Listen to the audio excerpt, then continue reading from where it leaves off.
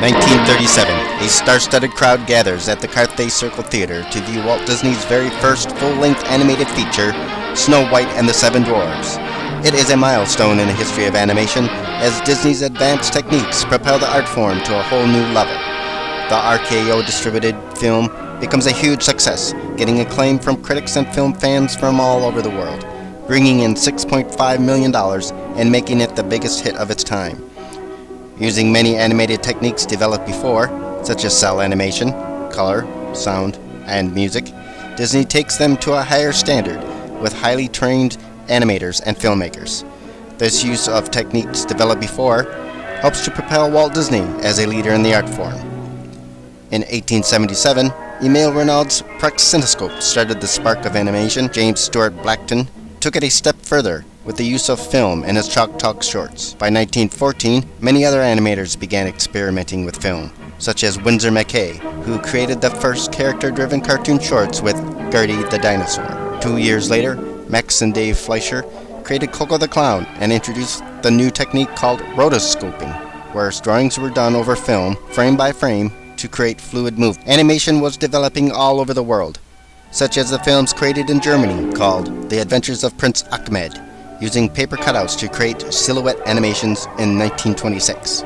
Audiences were wowed by the amazing stop-motion animation created by Willis O'Brien in The Lost World in 1925. He mixed live-action shots with clay and rubber models, creating films no one has ever seen before. Animation studios were popping up all over and creating characters that would become huge hits, such as Felix the Cat, Betty Boop, Popeye the Sailor Man, and Porky Pig. But the biggest star of them all was Walt Disney's Mickey Mouse. The success of Mickey propelled Disney Studios to greater heights, where they produced the first color cartoon, Flowers and Trees. Always ahead of all the other studios, and with the money to back it up, Walt Disney was taking animation even further when they developed the multi-plane camera. This camera was able to create a realistic depth of field using painted planes. When shot, immerse the viewer into the animated world like no other. Disney also was the first to use storyboards to plot out their films to develop better stories. Disney also developed the first pencil test machine to help animators save time. Disney Studios was now the leader in animated films, always refining and developing new techniques in the art of animation. Snow White and the Seven Dwarfs set the stage for the future of animation.